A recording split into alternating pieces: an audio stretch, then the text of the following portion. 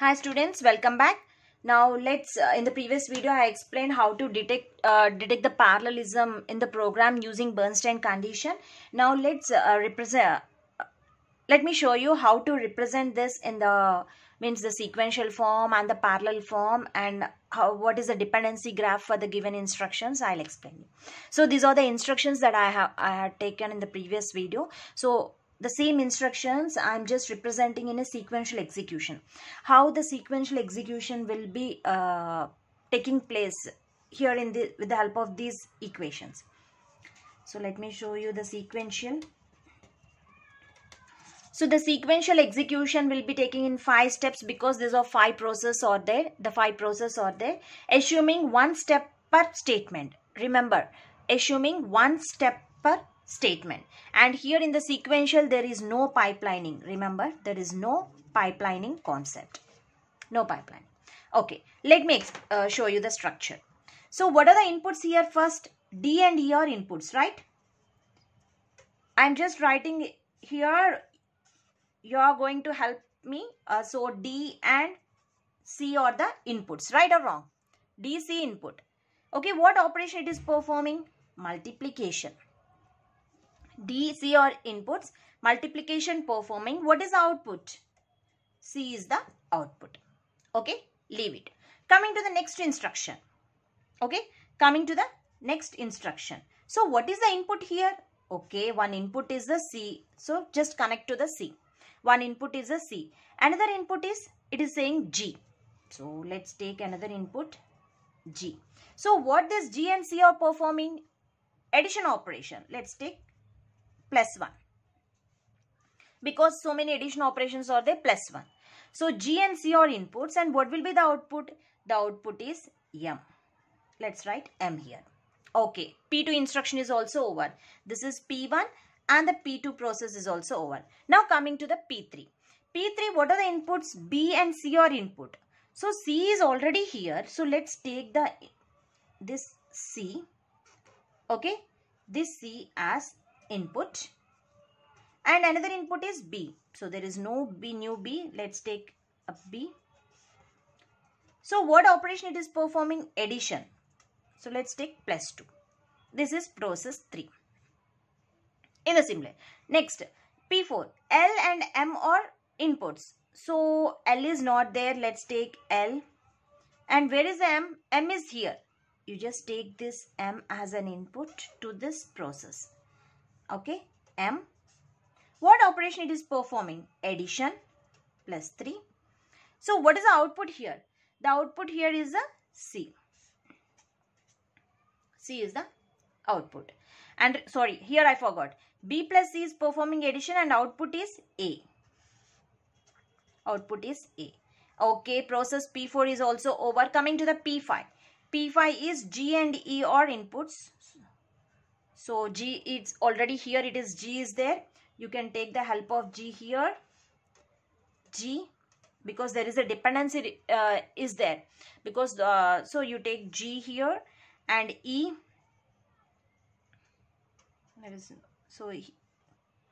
Okay, so this is E.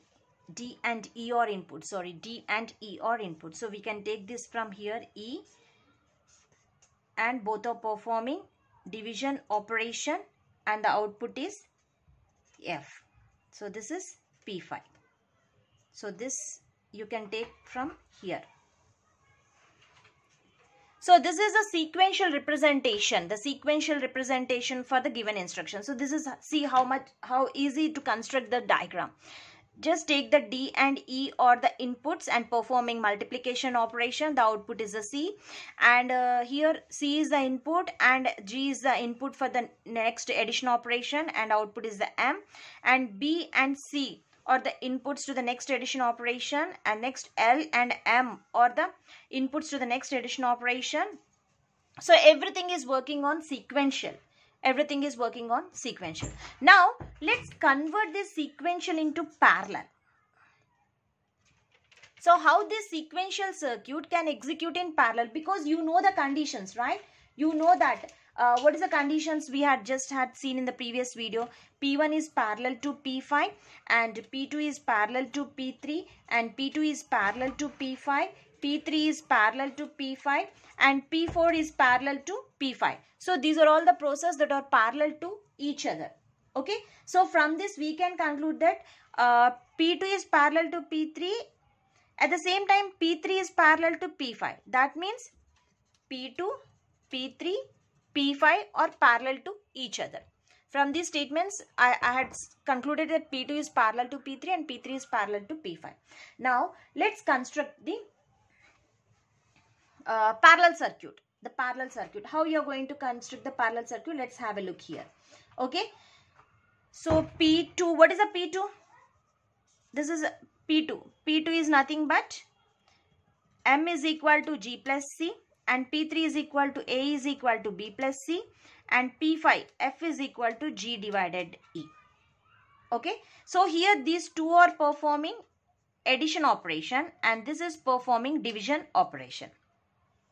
Addition, division. Okay. So now let's have a look on the circuit, students. So what are the inputs here? The first instruction, D and E are input and performing multiplication operation, P1. Okay, performing multiplication operation. Now coming to the P2 and P3. P2, P3 both can work in parallel. P2, P3 both can work in parallel because both inputs are here. C is the input. C is the input. So here it is performing addition operation and another input is the G. G and C are the input for the process P2. Okay. And here C and B are the inputs for the process P3. Process for P3. So they are executing in parallel. Because P2 is parallel to P3, so they can execute in parallel. I am not writing in sequential. So this is a parallel circuit. Because P2 is parallel to P3, so they can execute in parallel. They can execute in parallel. So what is the output of P2? The output of P2 is M. Okay. And coming to the P4. So the P4 input is L. They are performing addition operation P4 and the output here it is a C. Output here it is a C. Now coming to next step, that is P3, P1, P2, P3, P4 are over. Coming to the P5. So here C and B are the inputs and output for P3 is A. So P5 input is G and E. They are performing division operation and F is the output. This is a P5. So here this G and E, this is also can execute in parallel because P2 is parallel to P3, P3 is parallel to P5. So you can connect here and G and E. If you connect here, they are also can execute in parallel. So this is the hardware circuit of, sequential hardware representation and this is the parallel hardware representation. So see this structure. So this is working in sequential and this is working in parallel. Now let me show you how to represent everything in the dependency graph. Dependency graph. Okay. So dependency graph means the instructions are, let me write the instructions. P1 is equal to C is equal to D into E and P2 is equal to M is equal to G plus C and P3 is A is equal to B plus C and P4 is C is equal to L plus M and P5 is G divided F is equal to G divided E. Okay, and here you know that, see here the dependency graph. Let me draw the dependency graph first. +1, +2, +3 and the division operator. Okay, so this is P1 and +1 is performing P2 process and +2 is performing P3 process and +4 is P4 process. Okay, and this is P5. P5. So there is a dependency, flow dependency from 1 to 2. And there is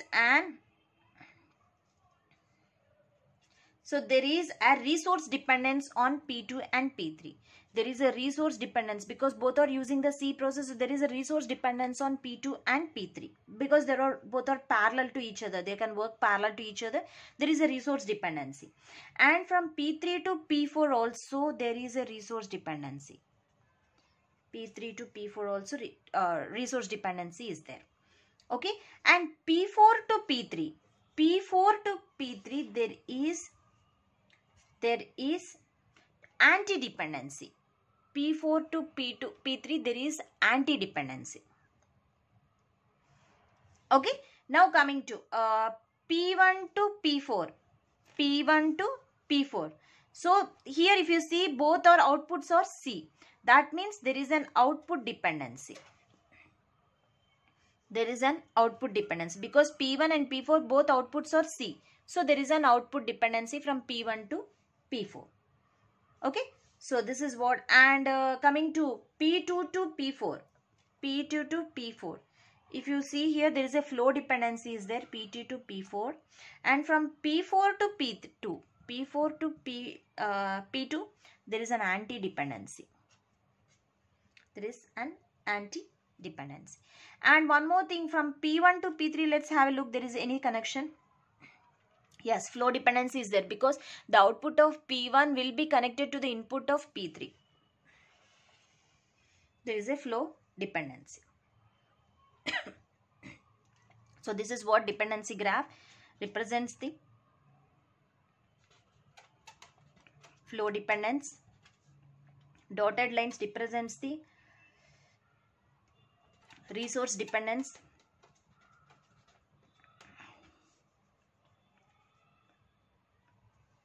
Sorry. This is output dependence. This is anti-dependence. Thank you.